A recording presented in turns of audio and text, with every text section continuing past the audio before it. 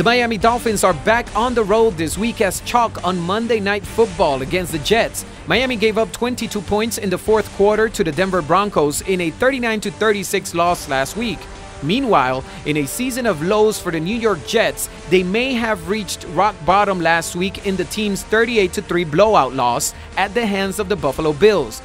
The Bills were unable to practice for the game against the Jets due to a snowstorm that dumped about 1,000 inches of snow on Buffalo and surrounding areas. None of it mattered, however, as once again the Jets were soundly trashed. The Miami Dolphins flexed some offensive muscle against the Denver Broncos, but it was all for nothing in a 39-36 loss. The Dolphins took a 28-17 lead into the fourth quarter, but their usually reliable defense could not make enough plays in the final 15 minutes, and the Broncos escaped with a win.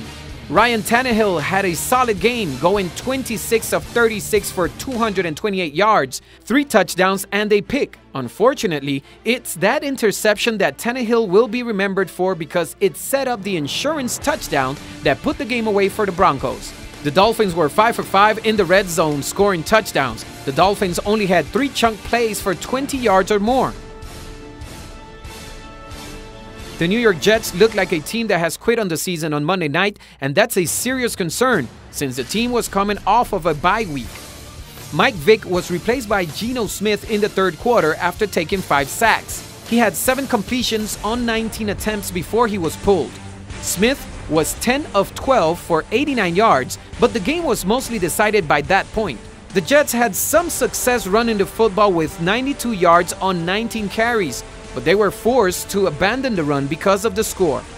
The offensive line play was terrible. The Bills had 7 sacks and 9 tackles for loss.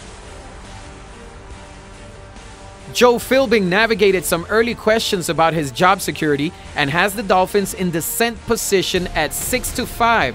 They were 7-4 against the number. As an NFL head coach, Philbin is now 21-22 straight up and 24-18-1 against the spread.